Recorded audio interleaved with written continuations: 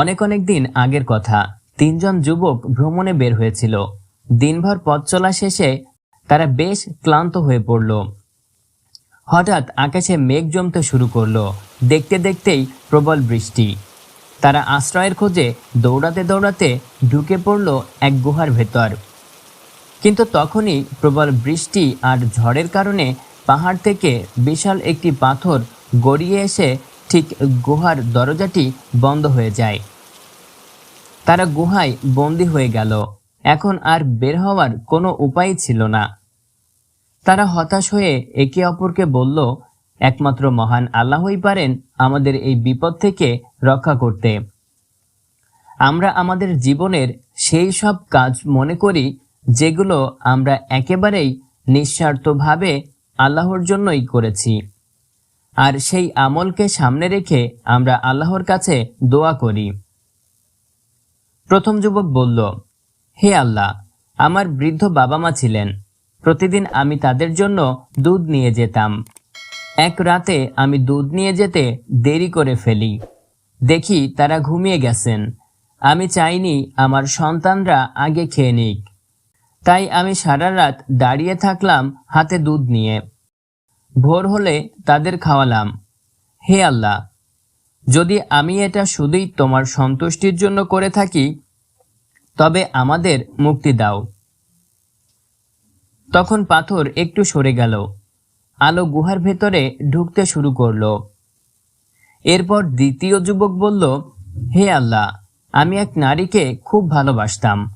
তাকে প্রায় ভুল পথে টেনে নিয়েছিলাম, কিন্তু তখন সে কাঁদতে কাঁদতে বলে, আল্লাহকে ভয় করো।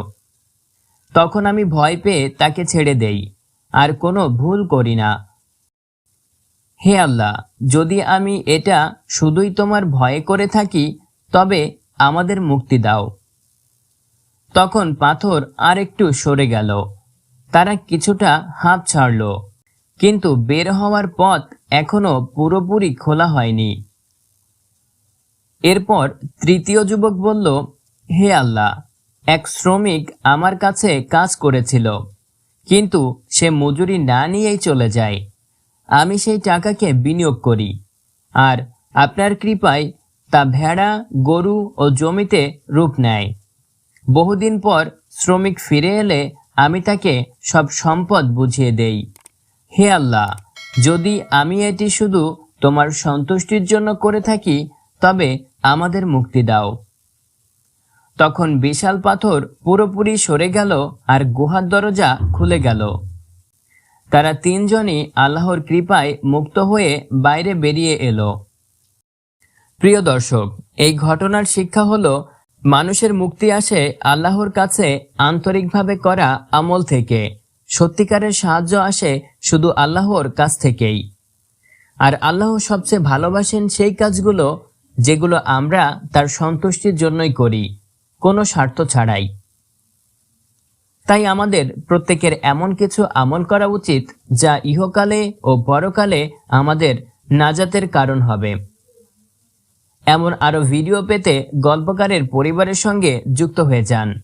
দেখা হচ্ছে পরবর্তী নতুন ভিডিওতে।